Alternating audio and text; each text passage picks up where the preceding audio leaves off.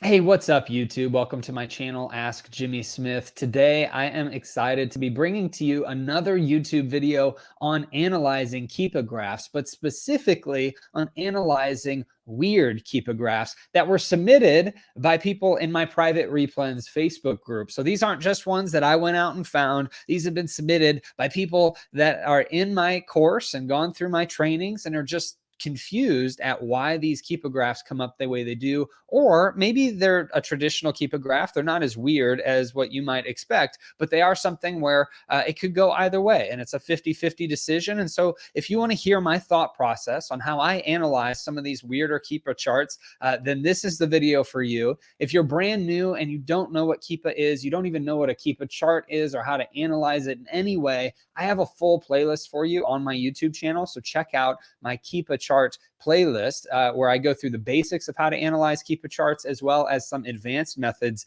too for utilizing the Keepa data product finder. But today is specifically going to be about analyzing your weird Keepa graphs. And I'm super excited to just kind of talk through my process or my thought process as I see these different charts come up. Now, with these charts, whenever I show them, there's also sometimes going to be a few sentences or a paragraph of information with it that was submitted by the person that submitted this specific Keepa graph. And so I wanted to make sure that I included that information because it does make a difference in whether or not, I would say that you should buy this product or you shouldn't buy this product. So some of that information can be helpful. So I wanted to point that out as well. Those are not my notes. Those are notes that were submitted with these charts. Additionally, if you wait towards the end, I actually have a free Keepa training guide for you if you head over to my website. And so I'll give you that link at the end so you can check that out. It's just simply put in your email, you get the chart, I believe, or not the chart, you get the training guide. I believe it's about 10 to 15 pages. I can't remember, but it is an excellent guide talking about the basics, how you want your chart to be set up. It goes through a bunch of different examples of what we would buy versus what we would not buy. And so that is something that is a huge help. I've got it in my Replens Facebook group and went through it in the course, and I wanted to make it available to those of you that stay around to the end of this video to check it out. And I'll put the link up on the screen as well as in the description. So if you end up not staying around, you can still get it. But ultimately, that free Keepa training guide is very helpful. We use it to train our employees with it, and I wanted to make sure that you had access to that as well. So let's go ahead and get into some of these weird charts. Let me add this to the screen. All right, so this is the first one. This one does not have any notes with it, as you can see. But ultimately, with this Keepa graph, if we're looking at the top, typically I like to look at three main things. And one is this sales rank line. I like to see what this, if it's moving consistently. If it's dropping, then that means that we are getting consistent sales. The second thing that I look at is the pricing, which is typically the pink line up here, sometimes these orange shaded triangles. And that pricing, I want to make sure that it's stable, that it's not something that's fluctuating heavily. Ultimately, that way we know if we were to buy a product and send it in, the price staying stable means that we should be able to profit on that product and not lose any money on it, or at least not lose a bunch of money on it. And so that's important to see. And then the third thing I look at is down here. This is the seller count, the new seller count. And so I like to see fluctuations up and down in that seller count. I do not want to see a seller count that is going up and to the right, because that means there's more sellers coming on than product being sold. And so seeing something that's fluctuating up and down like that is good to me. I like to see that. Now, the issue with this, and I'm assuming the person submitted this because it had a little bit of a higher sales rank and then it dropped drastically, and then it stayed consistent and dropped drastically again. And then Amazon fell off of the product. Now, there's a little bit more that I would look at. I actually did a video on how to analyze Keepa variations, and you can see up in the top here, this little variations tab.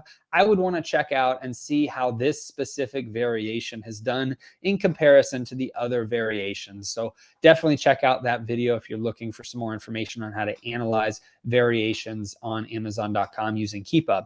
But just looking at this chart, if this wasn't a variation, I would say, okay, well, Amazon is on this consistently. The price is always at this amount. So to me, that means Amazon's more than likely not sharing the buy box. I would probably pass on this. Now, down here, seeing that the sellers are going up and down, I like to see that they have been falling off. Many times that can mean that Amazon is sharing the buy box. So you just need a little bit more information on this. I don't like to compete with Amazon very often, but especially whenever it's this consistently, on the product. So I would most likely avoid this. Some people may say that because the sellers are falling off, that means that Amazon's sharing the buy box so you can sell on it.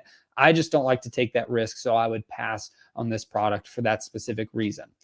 So the next one is right here. Now you can see that there's this a few different sentences on here. So this is what the user, the member said, trying to understand if having Amazon on the listing selling for $12 plus a while back is a worry and why the buy box is all over the place. The number of sellers looks to be steady for the year and even trending down a bit.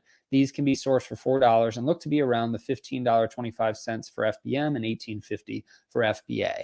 So with this chart, I actually like this chart. I think that it looks fairly good. It is a little bit of a weird one though, because you can see back here is consistently at this price. Amazon was on it sporadically throughout this time period, but they haven't really ever come back on that I can tell anyway. And whenever they were on it, again, it was very sporadic.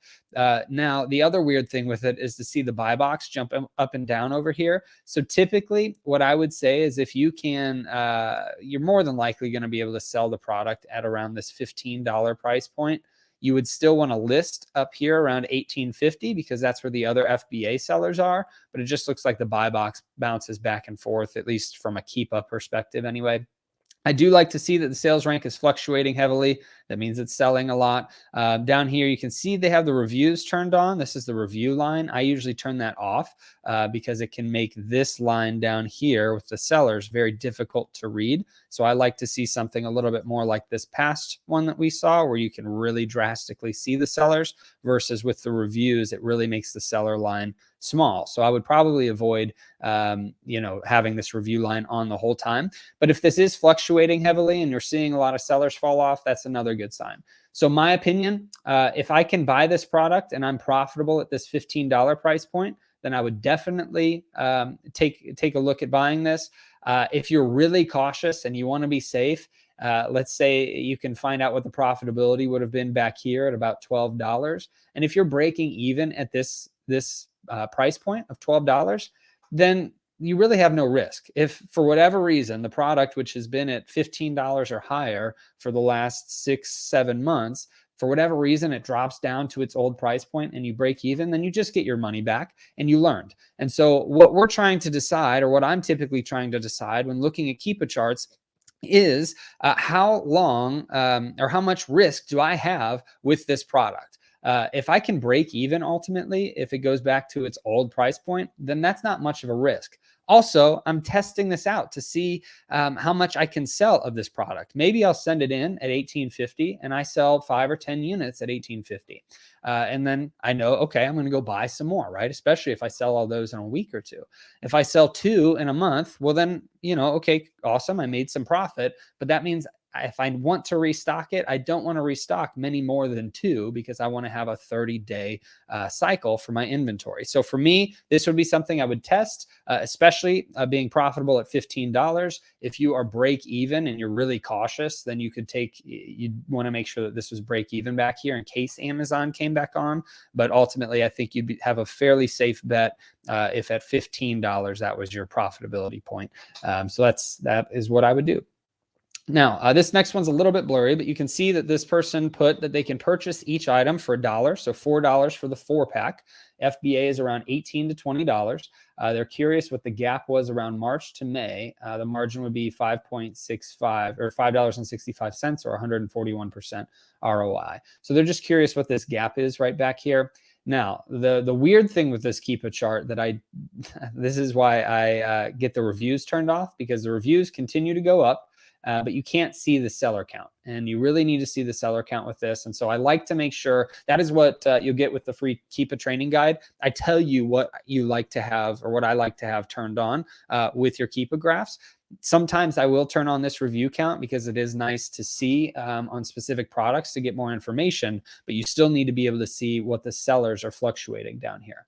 Now, the curiosity here was what was the gap around March to May? And what I would assume is, as you're looking at this, there's no buy box. And you can see here, this purple line is typically the fulfilled by merchant price. So there's no FBA seller on it, because if there was an FBA seller, it would be an orange triangle like you can see up here. So what I would assume is that the product sold out a few different times in May, which is also, or between March and May, which is also why the sales rank went up so high. So you can see the sales rank was fairly low down here. Then something happened to the listing where people went out of stock or the sales rank disappeared. Then we had a new fulfilled by merchant seller come on and it sold again. But then after they sold out, the sales rank started to go up. Then a seller came on and the product sold again.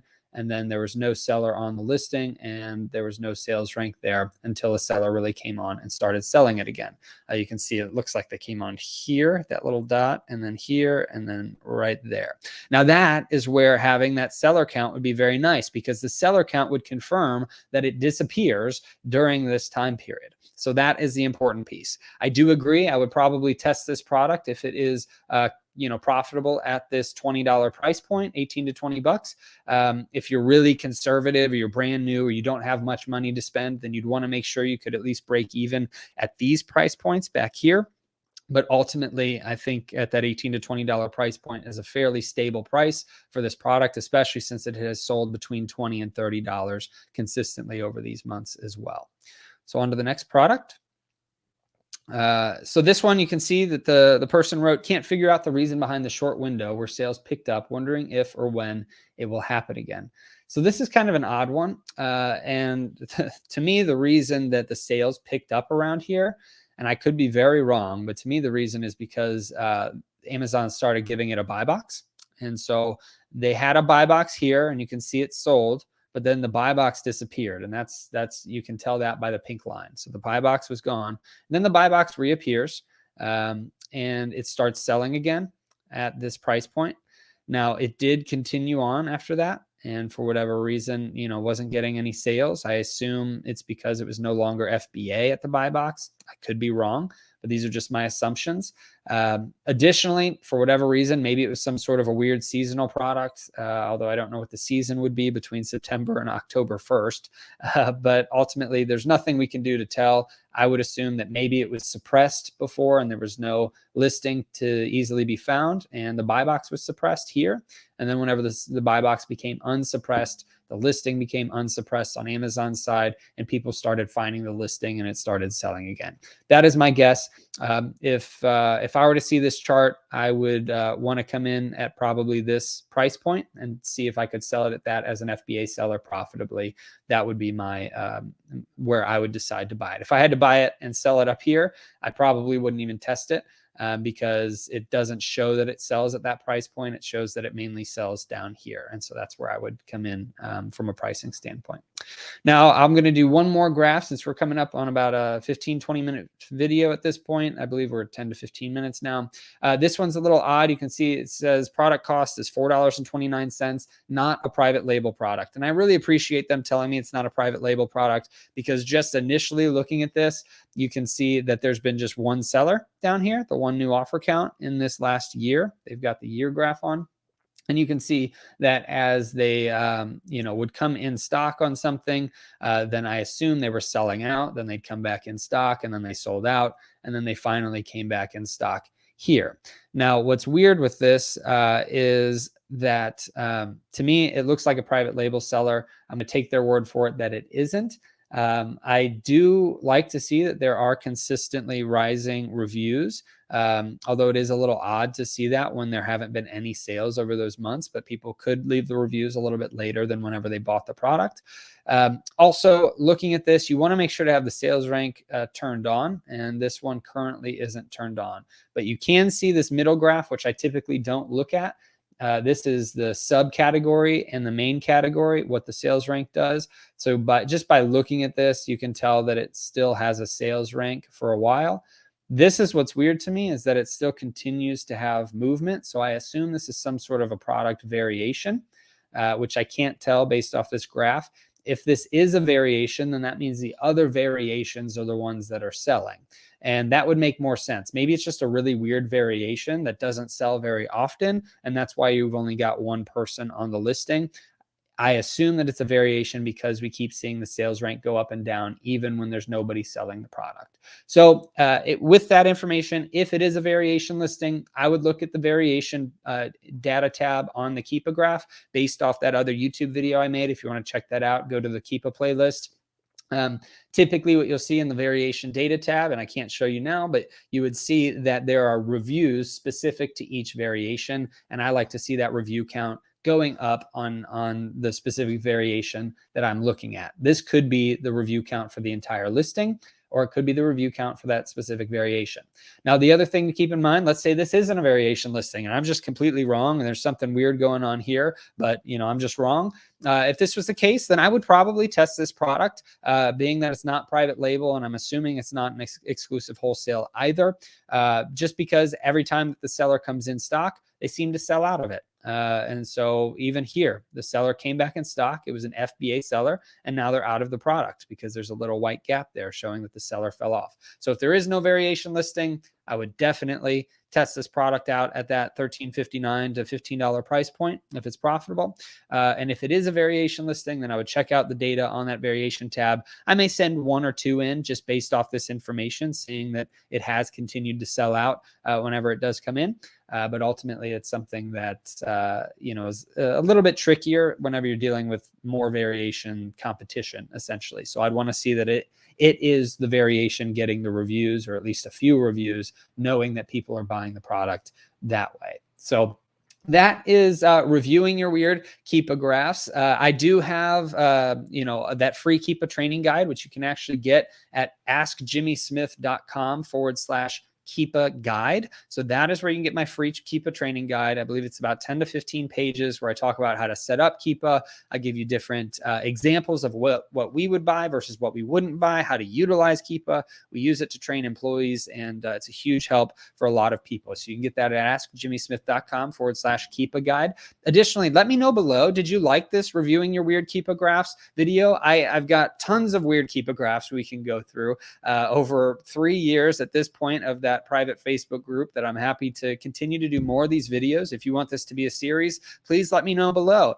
Or if you want me to review some of your weird Keepa graphs, you can send them to me at jimmy@askjimmysmith.com. I'm happy to make a video with that as well. So yeah, just really excited to be able to help in any way I can. So if you would like this video, share the video, subscribe to the channel, and I hope that you have a great rest of your day and a blessed rest of your week.